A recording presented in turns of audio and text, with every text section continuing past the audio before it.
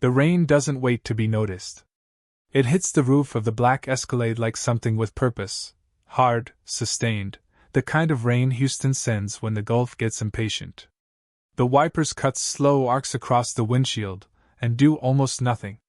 Outside, the highway shoulder bleeds into refinery country, orange flare stacks punching light into a sky that looks like it was bruised days ago and never healed.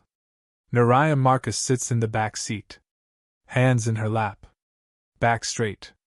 Eyes on the window. Not bound. Not blindfolded. That's the part that keeps catching in her throat. They didn't take her by force.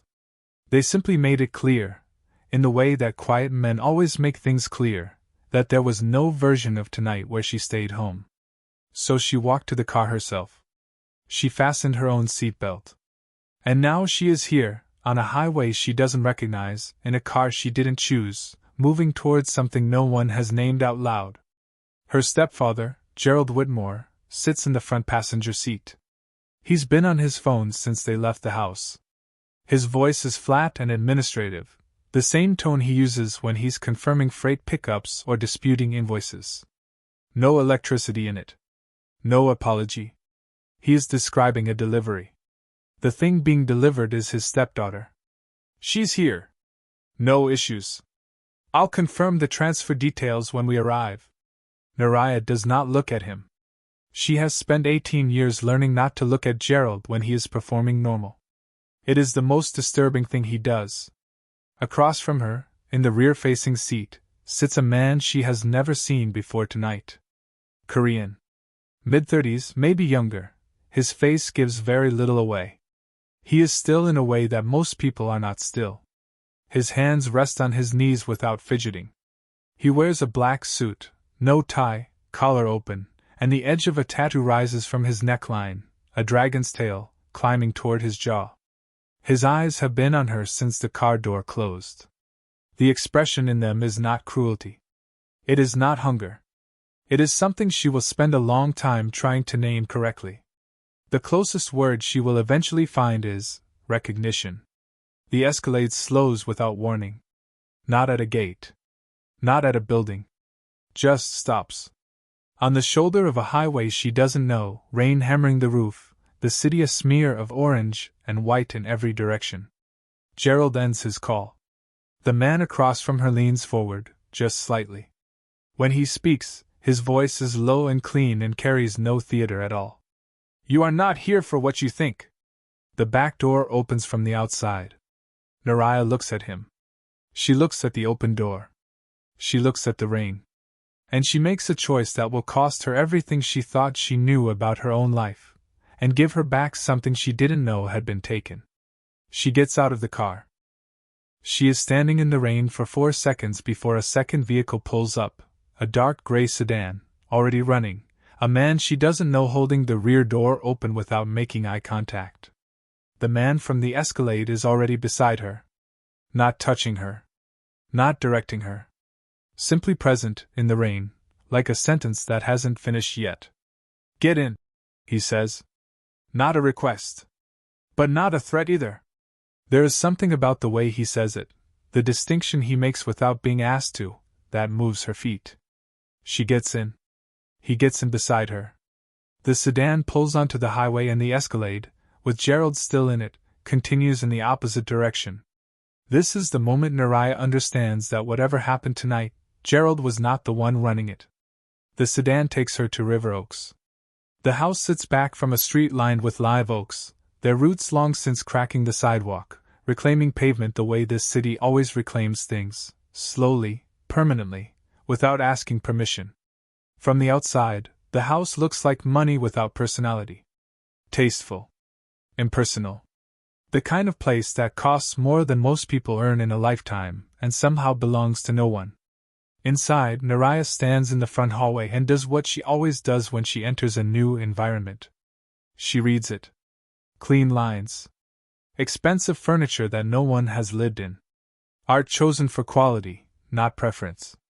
And she walks the hall, fingers grazing door frames, no interior locks. She checks every room on the first floor. Then the second. Nothing. Even the room they lead her to, quiet, garden view, fresh towels on a chair, opens from both sides without resistance. The man with the dragon tattoo is not in the house when she finishes her survey. She doesn't know yet that his name is Cade Ryujin. She doesn't know much about him at all.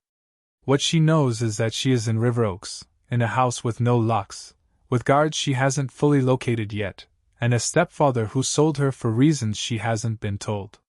She sits on the edge of the bed and runs the numbers. She is 20 years old. She manages compliance documentation for Meridian Health Partners, a mid-size healthcare provider network in Houston.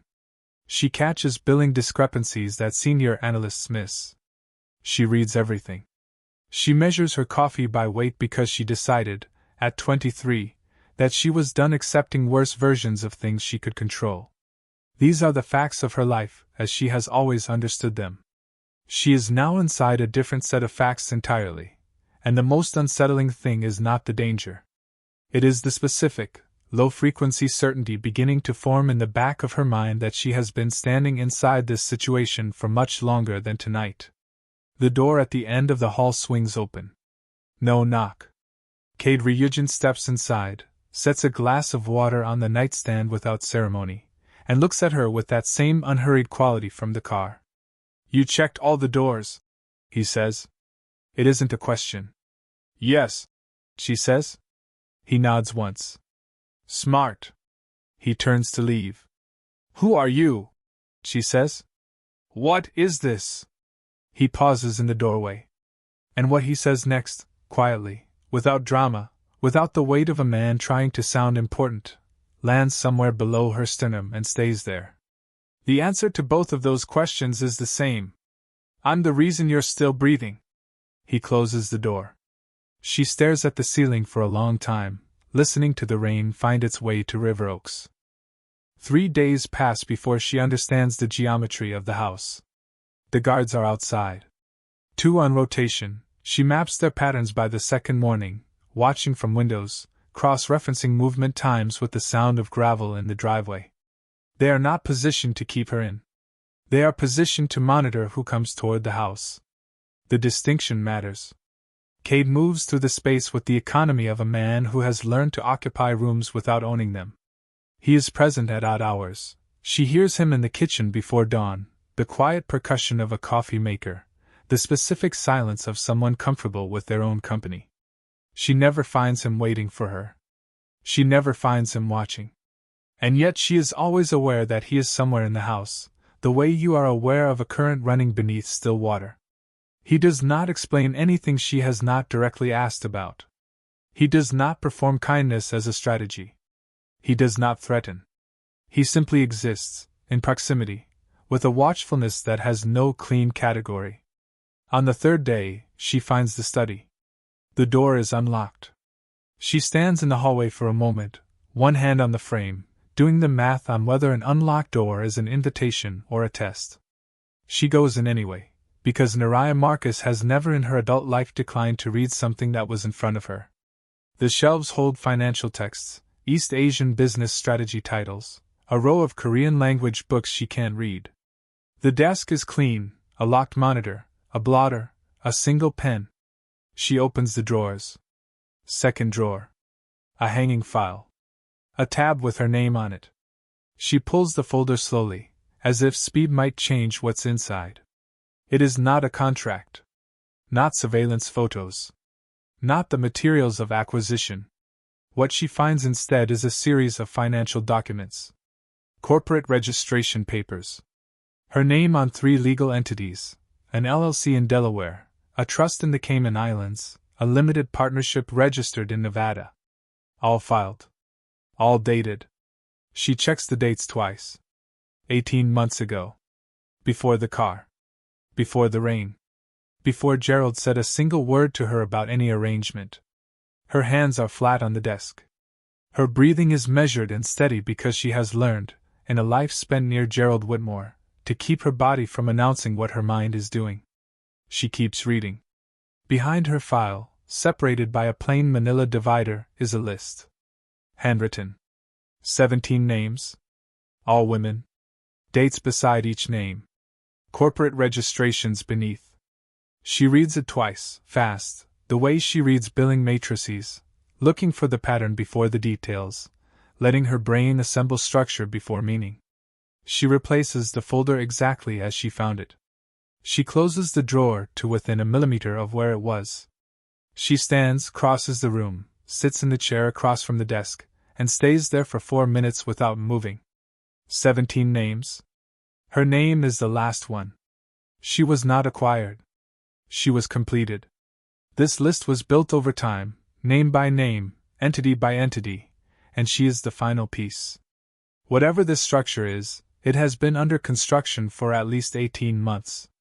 Her identity, her signature, her professional credentials, her clean credit history, has been functioning as financial infrastructure without her knowledge since before she had any reason to suspect it. She leaves the study. She walks back to her room. She sits on the edge of the bed and thinks about the Sunday afternoon 18 months ago when Gerald asked her to scan a shipping manifest, and she read it before she sent it, and the weight classifications didn't match the declared cargo, and she filed the feeling away in the part of her mind where she keeps things she doesn't yet understand. She is beginning to understand.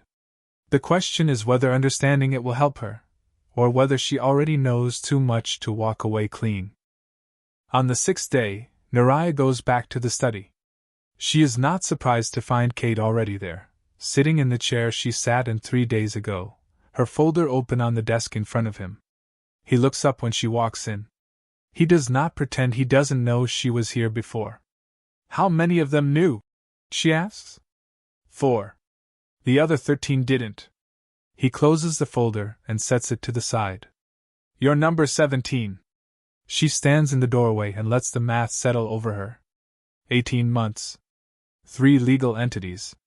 Her name moving through financial infrastructure she never authorized. Her professional identity, the credentials she spent 6 years building at Meridian, the compliance record she protected with the kind of quiet ferocity that most people reserve for things they were given rather than things they built themselves, used as someone else's legal cover. My name was already being used, she says. Yes. She crosses to the desk and sits across from him. Walk me through the structure. All of it. He watches her for a moment with that quality she has started to map. Not suspicion, not calculation, something closer to the attention you give a person when you are deciding whether they can hold the weight of information you've been carrying alone. He walks her through it. The network moves legacy capital, proceeds from older criminal enterprises, money that is not fresh but is not clean. The system is built to normalize it. Layer it through legitimate structures. Healthcare infrastructure, logistics, real estate. The women on the list are what the architecture calls nominee entities, their names on the legal faces of shell companies, their professional identities lending credibility to structures that would otherwise flag immediately under standard compliance review. Some women were paid and knew exactly what they were doing. Most didn't. They were recruited through relationships, through dependencies, through family members with debts or alignments they never disclosed. Nariyah's mother had been in poor health for 2 years. Gerald had been paying her medical bills, privately, outside insurance, a detail Nariyah had noted and assigned to generosity, and then stopped thinking about because some gifts feel cleaner when you don't examine them. She examines it now. He used her care as leverage, she says. Kate doesn't confirm it or deny it. He doesn't have to. She asks the question that has been sitting at the back of her mind since the first night in the car. Are you trying to dismantle this network, or are you running it? He lets the question exist in the space between them. Then, both questions assume I arrived at this position honestly. A pause. I didn't. She looks at him. At the tattoo above his collar. At the stillness that no longer reads as cold to her, that has shifted, over 6 days of proximity, into something she is being careful not to name too quickly. Then what are you? Someone who decided the architecture needed to come down, he says. And who needed the right person inside it to do that. She absorbs this. And you think I'm the right person? I know you are. She is about to ask how, when the sound of tires on gravel pulls both of their attention to the window. A car is coming up the drive. Not the gray sedan. Not the regular rotation. A black town car with a different plate pattern. Cade stands without hurrying. He closes the folder and places it in the drawer.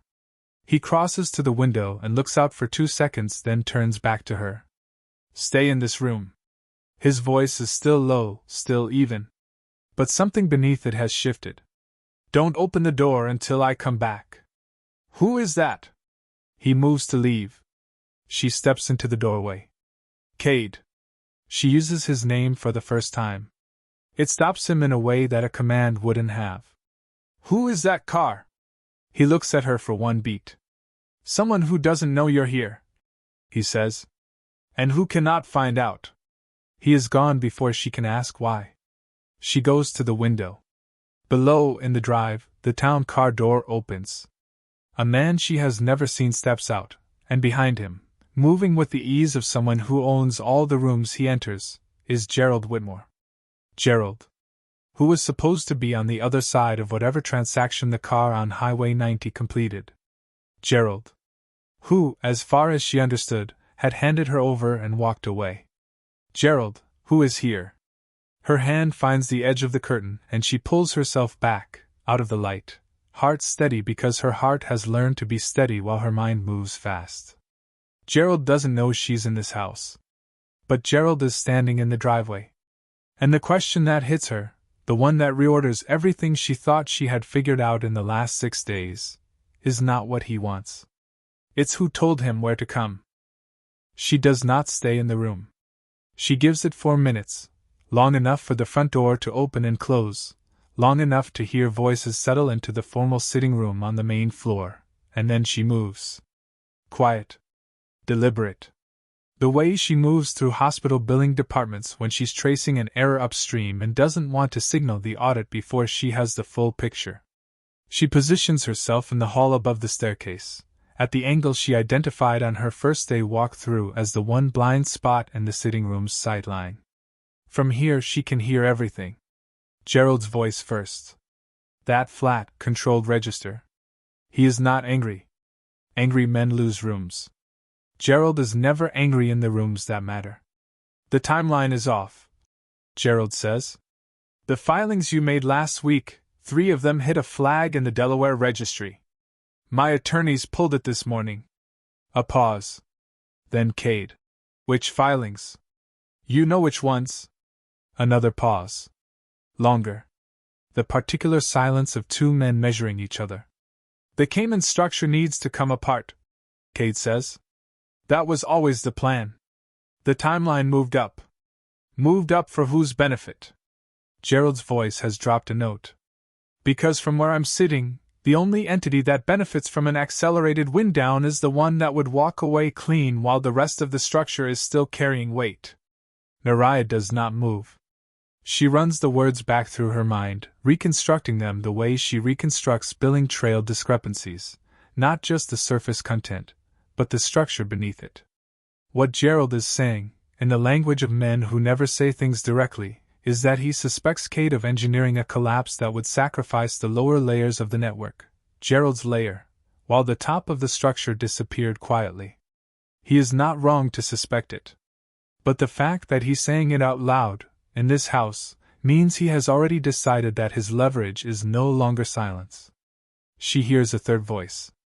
One of the men from the town car, a flat, clipped delivery, someone running legal calculus in real time. The nominee entities are still active. All 17. If any one of them surfaces in the wrong context before the wind down is complete, the whole registration chain becomes a liability. That's a federal exposure problem. Not a local one. 17. The word lands in Nariyah's chest like a stone dropped in still water. They are talking about the list. About her. About the 16 other women whose names are attached to entities they never chose. And the way they are talking about it, 17 as a variable, not 17 as people, tells her everything she needs to know about the moral architecture of both men in that room. She pulls back from the corner. She goes to the study. She opens the second drawer. She takes the list, the full 17-name list with the entity registrations beneath, and she photographs every page with the precision of a woman who has spent 6 years documenting things that people would later try to claim didn't exist. She is replacing the last page when footsteps come up the stairs. Not Cade's footsteps. Someone heavier. Less careful. She slides the folder back. Closes the drawer. Moves to the window and stands there with her arms loose at her sides, looking out at the garden, the way a person looks when they have been exactly where they are for the last 20 minutes and have not moved. The study door opens. Gerald Whitmore steps inside. He sees her. For one full second, either of them speaks. The room holds the weight of 18 years. 18 years of Thanksgiving dinners and school events and holiday gatherings and 1,000 small performances of family. Gerald's face does the thing it always does when he encounters information he didn't plan for. It smooths. It becomes more pleasant. It becomes, in its careful vacancy, the most frightening version of itself. Nariyah, he says. Her name in his mouth has always sounded like a door being tested. Gerald, she says. Her name in her own voice sounds like the door holding. He looks around the study. At the desk. At the drawer she just closed. His eyes return to her with a quality that she has always called, privately, inventory, the look he gives when he is accounting for what she knows and measuring how much it matters. I didn't realize you were here, he says. She holds his eyes. No, she says. I know. His face shifts, almost imperceptibly, in the way that only someone who has spent a lifetime reading it would catch. A recalculation. She is not performing fear, and that registers. Before he can speak again, Cade appears in the doorway behind Gerald. His eyes move to Nariyah first, and in the half-second before his expression locks back to neutral, she reads exactly what is in it. He didn't know Gerald would come upstairs. Which means Gerald came upstairs for his own reasons. Which means Gerald just confirmed something he wasn't supposed to confirm, that he knew, already, that she was in this house.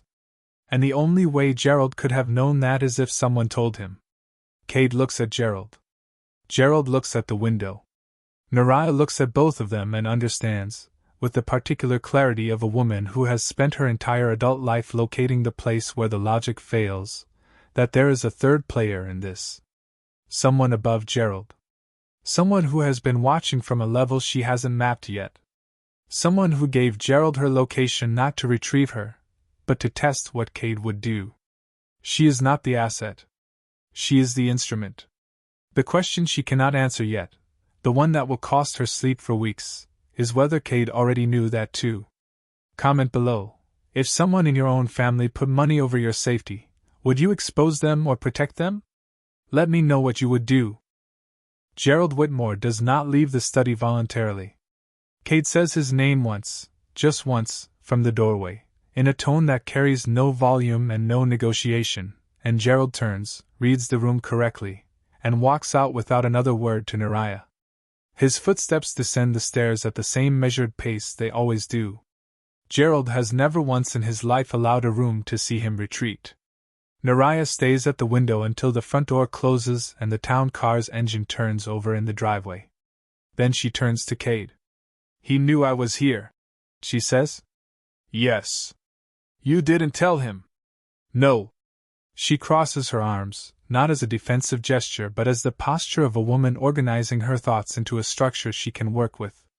Then who did? Cade moves into the room and closes the door behind him. He does not sit. He stands with his back against the door in a way that is not blocking and is not performing openness. It is simply the stance of a man who has just recalculated something significant, and is still running the numbers. There are 3 people who knew your location, he says. One is Park Jun-seo, my senior associate. One is the federal contact I've been building this toward for the last 8 months. And one is me. The silence that follows is its own kind of answer. She doesn't flinch from it. You're saying one of those 3 is feeding Gerald information. I'm saying Gerald arrived at this address with a specific purpose, not to take you back, not to confront me. He came to confirm you were here and to deliver a message to the man standing in this room. Which means someone above Gerald instructed him to make that confirmation. And that someone has a line of communication into this operation that I did not authorize and cannot yet locate. Nariyah moves to the desk. She sits in the chair and looks at him with the same quality of attention she gives billing audit trails when the discrepancy is upstream and invisible. The network above Gerald. You said at the dinner table on day 3 that Gerald was a layer, not the source. How many layers are above him? 2 that I've confirmed. 1 I've only inferred. What's on the layer you've only inferred? He looks at her for a long moment. Capital that doesn't originate in this country. Moving through a holding structure in Luxembourg. Older money. The kind that has been normalized through so many layers over so many years that tracing it back to its origin requires a specific type of documentation that doesn't exist in digital form. She goes very still. Physical documentation, she says. Yes. Like a shipping manifest. The quality of the silence shifts. She watches it happen on his face, the one moment in 6 days where something crosses his expression that is not controlled. Not surprise exactly. The specific look of a man who has been holding one piece of information separately from another, and has just watched someone else connect them without being led there. The Manzanillo Manifest, she says. The one Gerald asked me to scan 18 months ago. The one I read before I sent it. It's still in a banker's box in his home office. I never moved it. I never mentioned it to anyone. She holds his eyes. And I think you just told me it's the only physical record that ties the Luxembourg holding structure to a domestic transaction. Cade crosses the room slowly and sits across from her. He places both hands flat on the desk, and she notices, for the first time, that his hands are not entirely still. A nearly imperceptible tension in the tendons. The body announcing what the face will not. How long have you known where it was? He says. Since the first week I suspected something was wrong. She leans forward. 18 months, Cade.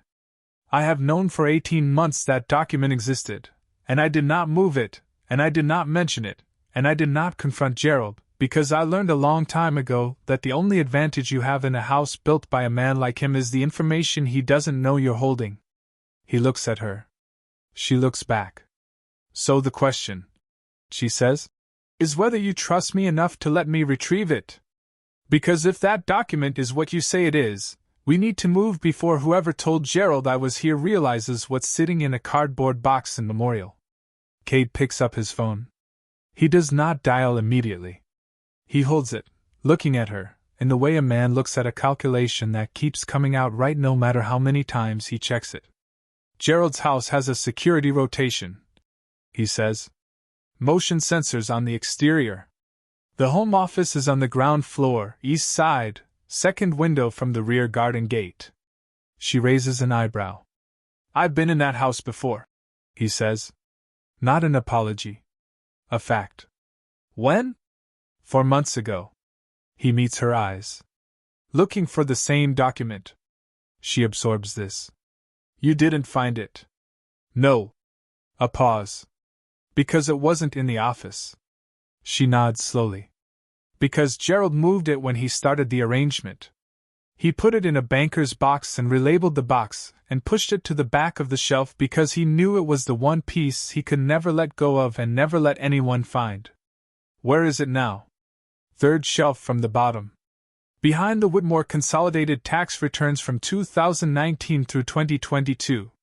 She says it without drama. I put it there myself when I was home for Christmas 2 years ago, and Gerald asked me to reorganize the storage shelves while he took my mother to her appointment. The look on Cade's face is something she has not seen before. Not admiration exactly. Something quieter and more considered than admiration. You've been protecting that document, he says. I've been protecting myself, she says. Same thing. He dials. She listens to him speak in Korean to someone on the other end, low and precise, and even though she cannot understand the words, she understands the urgency beneath them because urgency has its own language, and she has been reading it her entire life. When he hangs up, he looks at her and says, We move tonight. She nods. Stands. walks to the door. Nariyah. She turns. The loyalty test I was going to give you tomorrow morning. He holds her gaze. You just passed it. She doesn't respond to that. She walks out of the study and goes to her room to get her shoes, because the time for sitting still in this house has officially run out, and somewhere in a box on a shelf in Memorial, the document that can unravel everything is waiting for the first person with the right combination of nerve and knowledge to come get it. They are back inside the River Oaks house by 2 in the morning, the manifest in a sealed evidence bag, nobody hurt, the entire operation clean enough that Gerald's security rotation never broke pattern. Nariyah sets the bag on the kitchen table. She sits down. She is not shaking. She notes this about herself with something close to detached interest, that the part of her that should be frightened has been replaced, somewhere in the last 7 days, by a quality she can only describe as focus. Cade makes coffee. Either of them speaks until the cups are on the table. Then she says, I want to see the full financial structure. All 17 entities. Every registered agent.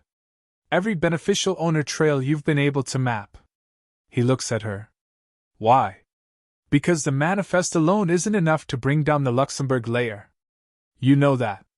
It ties a domestic shipment to an offshore holding company, but without the full entity chain documented in one place, cross-referenced against the beneficial ownership records, a federal financial crimes attorney cannot build a prosecution that survives a defense team with unlimited resources. She wraps both hands around the mug. I work in healthcare compliance. I build documentation trails for a living. I know what evidence needs to look like before it becomes a case. He sits down across from her. He is quiet for a long time. Not the quiet of hesitation, the quiet of a man who has already made a decision and is simply completing the process of arriving at it. He opens his laptop. He turns it toward her. What she sees takes her breath away. Not because it is frightening. Because it is elaborate. The structure that fills the screen is a map, hand-built in a secure document, entity by entity, line by line, of a financial architecture that has been decades in the making. 17 shell companies. 4 holding layers. 3 offshore jurisdictions. And at the center of it, connected to every thread by a single beneficial ownership registration filed 12 years ago in Luxembourg, a name she does not recognize. Dae-Ying Song. Who is he? She says. He was the original architect of the normalized capital structure. Cade says. He built the system your stepfather's network plugged into. He is 61 years old and lives in Seoul and has not set foot in the United States in 9 years. His name appears nowhere in any domestic filing. His connection to the Luxembourg entity is documented in exactly one place. She looks up from the screen. The Luxembourg registration, he says, and the Manzanillo manifest. Cross-referenced, they established that a shipment of normalized capital transited through Gerald's logistics network with Song's beneficial authorization. That is the thread that connects the street-level structure to the top of the architecture. She is already building the documentation matrix in her head. The compliance framework. The chain of evidence from entity registration through transaction record through beneficial ownership trail. How long would it take your federal contact to move on this once the documentation package is complete? 72 hours for an emergency filing. 7 to 10 days before any arrest warrants are issued. The window where the network above Gerald figures out what's happening is approximately 4 days. Then we have 4 days. She pulls the laptop closer. I need a printer. I need access to the full entity registration files. And I need Park Jun-seo in this room in the next hour, because I need to know if it's him feeding Gerald information before I put my name on any document that leaves this house. Cade's jaw shifts. Just slightly. Why Jun-seo? Because he underestimated me, she says. And people who underestimate you are almost always the ones who don't watch what they say around you. She looks at him directly. I heard a name on a phone call 6 days ago. A name he used when he thought I was in the kitchen and not in the hall. The name was Song. She lets that settle. He said it like someone reporting in. Not like someone discussing a case. The kitchen is very quiet. Cade's hand, resting on the table, has gone completely still. When was this? He says. Day 2. She holds his gaze. I filed it away. I waited to see if it connected to anything. It just connected to everything. He stands. He picks up his phone. He dials without looking away from her. When the call connects, he speaks in Korean, short, controlled, a sentence that ends with a name. He hangs up. Ju Naseo is no longer in this operation, he says. She nods. Good.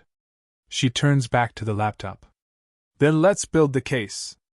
They work through the night. She builds the documentation package the way she builds compliance audits, layered, cross-referenced, sourced, with every claim supported by its own paper trail. Cade fills in the structural details she doesn't have.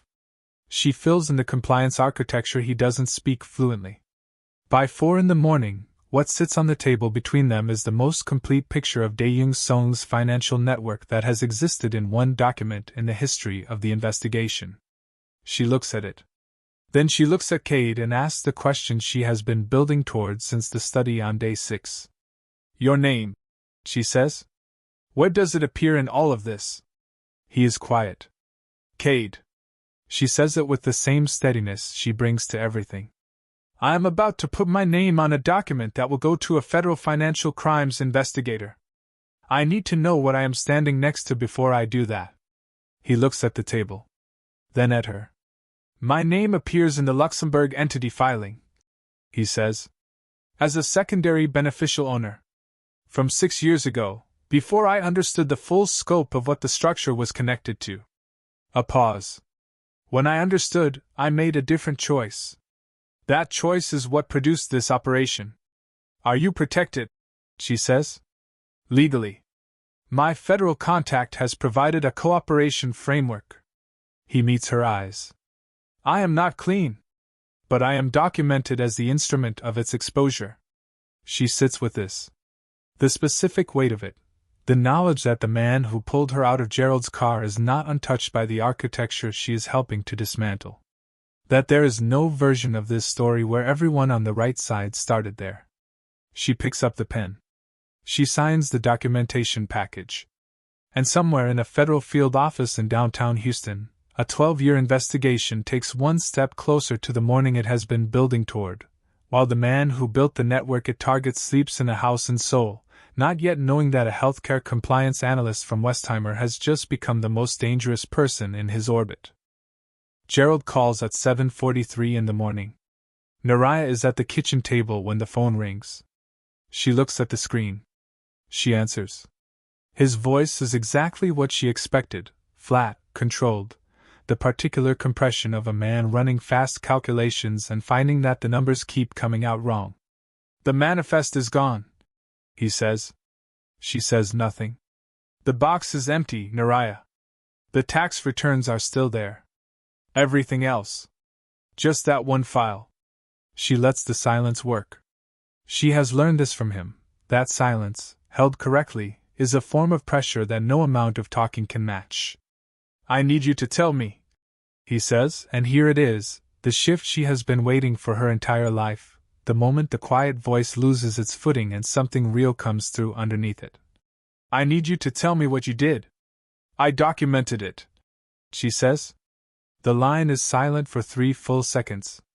That document, he says carefully, connects structures that are not mine alone. You understand what I'm telling you. If this goes where you're pointing it, it doesn't stop with me.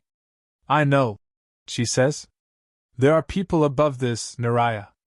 People who do not manage problems the way I manage problems. I know that too. Another silence. She can hear him breathing. Gerald almost never lets you hear him breathe.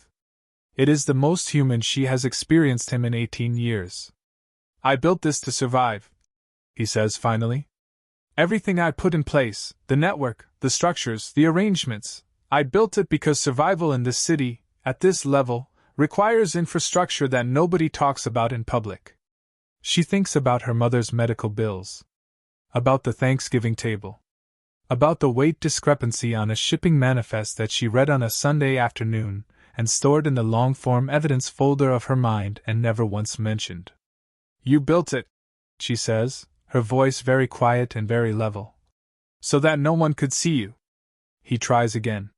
She hears the shift, the tonal adjustment, the recalibration toward the register he has used on her since she was 10 years old. The voice that says, "I am the only protection you have and we both know it." He constructs it in real time on the phone, finding the angle, applying the pressure. She has spent 20 years inside the mechanism of that voice. She hangs up. She sets the phone face down on the table. She finishes her coffee. She looks out the kitchen window at the live oaks holding their leaves in late November with the specific stubbornness of things that did not ask permission to persist. Cade is in the doorway. She does not know how long he has been there. "The federal filing goes through at noon," he says. She nods. "Song's attorneys will know within 48 hours. When they do, the network will begin a rapid documentation purge. The entities will attempt to dissolve. The nominees will be contacted." He pauses. "Some of the women on that list will be pressured to recant any cooperation." She turns to face him. "Have investigators reached the others yet?" "3 have been contacted. 2 are cooperating. The 3rd has gone quiet." She thinks about the list. The 16 other women. The ones who didn't read the manifest. The ones who didn't have the particular combination of stubbornness and professional training and a stepfather who underestimated them long enough for them to build a case inside their own silence. "I want to be the one who talks to them," she says. He looks at her. "Not as a witness. As the person who explains what happened to their names and what comes next and what their options are. Because the way this gets explained matters." She holds his gaze. "They were not victims of a trafficking network. They were victims of an identity architecture. And they deserve to understand the difference, because one of those things leaves a woman feeling like she can never be whole again, and the other one leaves her with a case she can actually fight." Cade is quiet for a moment. Then, "The federal contact will need to approve that. Then get me a meeting." He almost smiles. It is the first time in 8 days that she has seen his face move in that direction, not full, not performed, just a fraction of something genuine crossing the stillness. "You know," he says, "when I identified you as the pivot point of this operation, I thought the most valuable thing you brought was the manifest." She raises an eyebrow. "I was wrong," he says. She picks up her phone from the table. She stands. "Schedule the meeting. And get me the full contact file for the other 16 women." She moves toward the hallway. "We have 4 days before Song's people figure out what we've built. I plan to use all of them." She is halfway down the hall when she stops. Turns. "Cade." He looks at her from the kitchen doorway. "When this is over, when the filing is complete and the entities are dissolved and Gerald is wherever Gerald is going, what happens to you?" He holds her gaze. "I told you. I have a cooperation framework." "That's not what I asked?" The silence between them is the longest and most honest one they have had. And what he says quietly, without strategy, without the performance of a man who has spent years making sure no room can read him, is the first thing he has said in 8 days that is entirely, unambiguously true. "I don't know yet," he says. "That depends on how this ends." She looks at him for one moment longer than she needs to. Then she goes to get to work. They come for Gerald Whitmore on a Tuesday. Nariyah is at the kitchen table when the calls begin, not at Gerald's house, not in the field, but here, in River Oaks, tracking the collapse in real time through a secure line the federal financial crimes investigator established 48 hours after she signed the documentation package. She has a legal pad in front of her, a pen in her right hand, and a mug of coffee measured by weight because she is still, in the middle of all of this, a woman who does not accept worse versions of things she can control. The sound of a financial structure ending is not dramatic. It is bureaucratic. Phones ring in offices across 4 Gulf states. Attorneys receive calls they have been trained to receive with neutral voices while their hands go cold on their desks. Compliance officers at 3 regional banks flag activity patterns that have been flagged in internal audits before but never acted on, and now, suddenly, very much need to be acted on. The specific silence between sentences when a person learns that documentation they believed was secured has been unsealed and is now in federal hands. That silence travels fast, and Nariyah can hear the shape of it through the line even when she cannot hear the words. The mislabeled Manzanillo manifest has been in federal evidence for 72 hours. Gerald does not fight the arrest. His attorneys are present when investigators arrive. His cooperation is immediate enough that the federal contact tells Nariyah, in a 3-sentence text at 11:40 that morning, that Gerald clearly understood the leverage she was holding and made his calculation before sunrise. She puts the phone down. She is not relieved. She is not satisfied. What she feels is a quieter and more complicated thing. The specific emotion of watching a system you have been studying for years finally stop running. Like watching a machine power down. Something that was moving has stopped. The air feels different. Not better.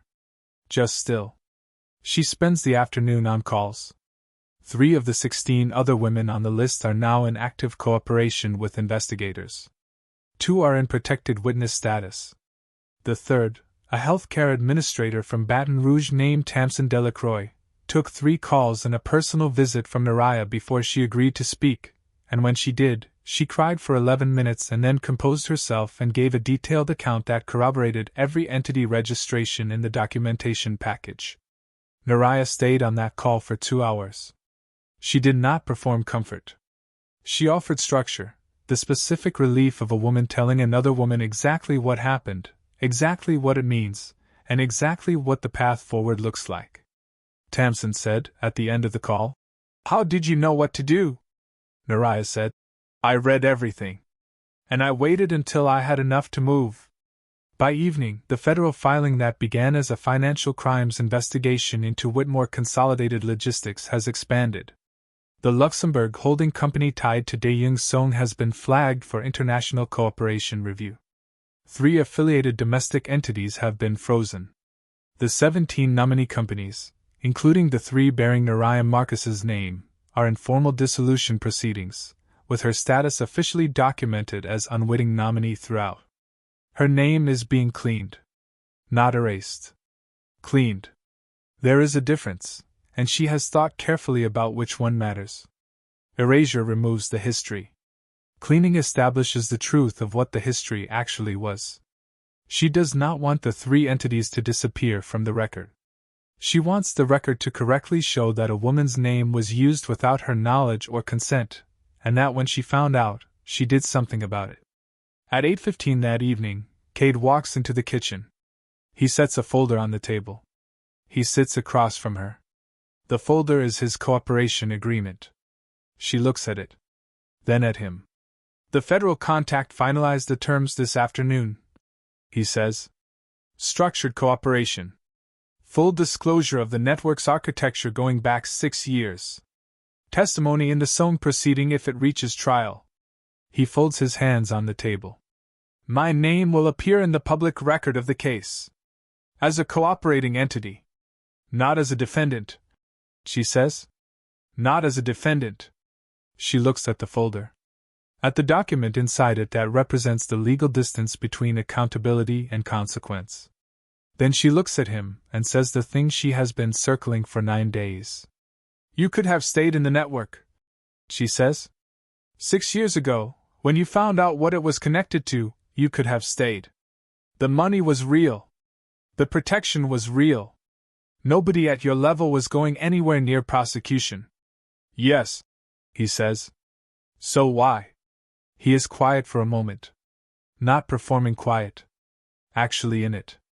"Because I had a list," he says. "And I kept looking at it. And one by one I found out who was on it, and I found out that none of them chose to be there. And there is a version of a man who can look at that list and continue to operate. And there is a version who cannot." He meets her eyes. "I stopped being the first version." She sits with this. The particular weight of a confession that is not an apology, that is simply a man accounting honestly for the point at which he became a different person than the one he started as. "The network above Gerald," she says. "So, How long before investigators reach him? The international cooperation request has been filed. Interpol is involved as of this morning. He pauses. 3 years. Possibly more. These things move the way financial crime always has, through documents, through patience, through the accumulation of paper. She nods. She has always understood this. The cases that matter are never fast. She looks at the kitchen window. Outside, the live oaks on the River Oak Street are doing what they always do, holding their leaves past the point where every other tree in Houston has released them. Stubborn. Green against a sky that wants November to look like November.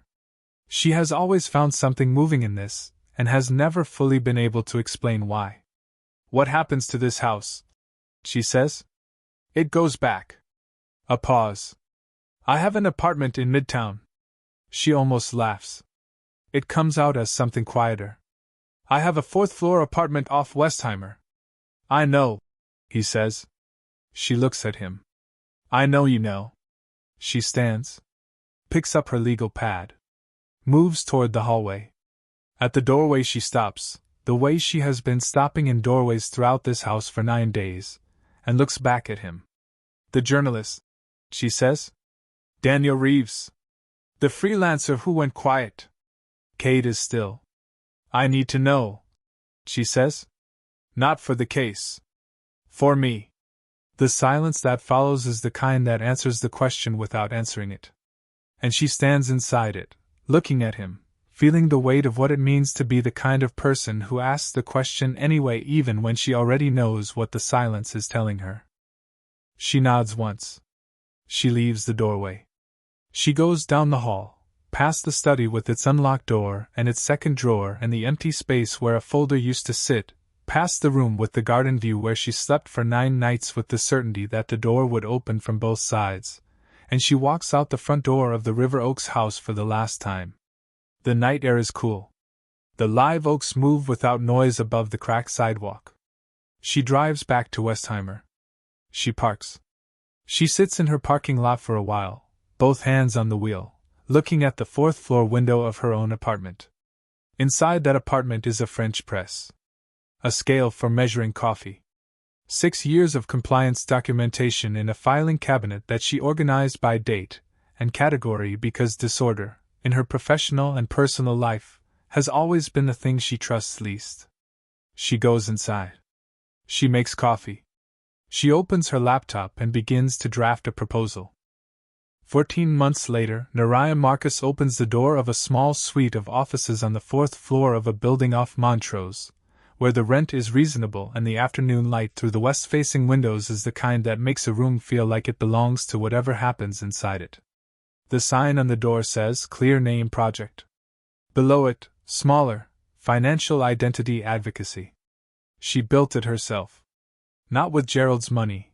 That was one of the first things she clarified with the attorneys, who clarified it with the federal contact, who made certain that every dollar that capitalized the organization was traceable to sources untouched by the network. She built it with 3 months of consulting fees she earned reviewing financial compliance frameworks for 2 regional healthcare networks while the investigation moved through its early stages, and with a seed grant from a legal clinic in Montrose that had been doing adjacent work for years and recognized immediately what she was trying to do. 3 staff members. A referral pipeline from 2 federal financial crimes investigators. A partnership with the legal clinic for document remediation. A methodology, still being refined, still being tested against new cases that arrive every month, because it turns out this problem is not rare at all, for what she calls identity recovery. The work is specific and technical and mostly invisible to anyone who hasn't experienced the particular violation it addresses. A woman discovers a credit inquiry for a business she has never heard of. A tax liability arrives for an LLC she never incorporated. A lawsuit names her as an officer of a company she has never set foot in. Her professional identity has been converted into legal architecture without her knowledge.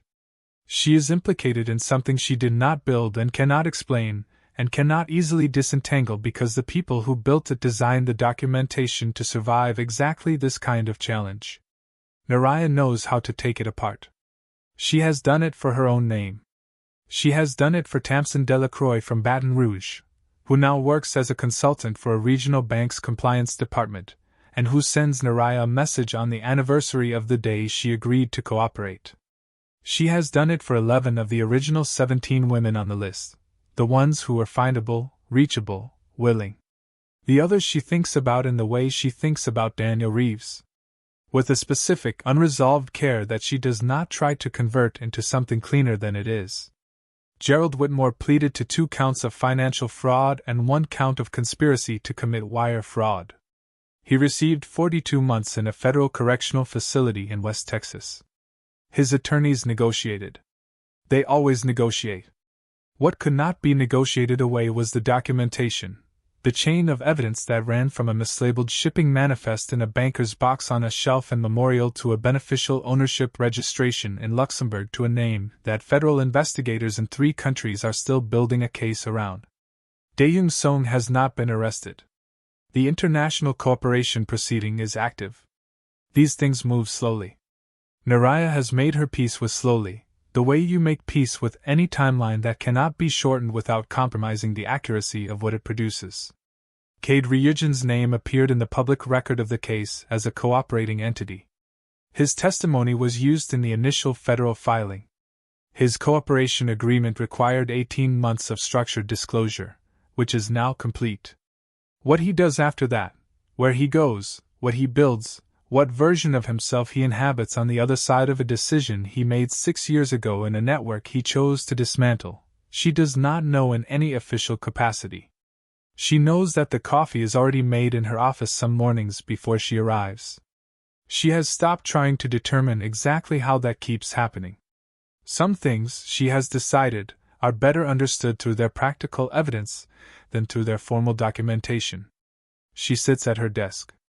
She opens the case file for a woman in Dallas, 31 years old, accountant, whose name appears on 4 shell companies registered in 3 states over a period of 2 years, none of which she authorized. The woman found out when a federal subpoena arrived at her home address 6 weeks ago. Her employer placed her on administrative leave while the situation was reviewed. She has been told by 2 attorneys that the process of clearing her name will take years. Nariyah reads the file the way she reads everything. Front to back, then back to front, looking for the place where the logic fails, where someone upstream made an assumption that nobody downstream ever checked. She finds it on page 4. An entity registration with a registered agent address that matches a known shell company formation service, operating under a name that appeared in a previous case Nariyah closed 8 months ago. She picks up her pen. She writes 3 sentences in the margin of the file, draws a line connecting 2 dates, and circles a number that no one else caught. Outside, on Montrose, the live oaks are holding their leaves again. This city's trees do not let go when the calendar says to. They hold on past the point of reason, past the point where every other tree in Houston has released what it was carrying, and they stay green in seasons that insist on brown. She has always found this particular kind of stubborn persistence the most moving thing in the world. The refusal to disappear on schedule. The decision, if trees can decide, to remain visible and present and intact even when the conditions around them are working against it. She keeps building. Some mornings she still drives past a building in Midtown and remembers the weight of rain on a car window and a man with a dragon tattoo telling her, in a voice with no theater in it, that she was not there for what she thought.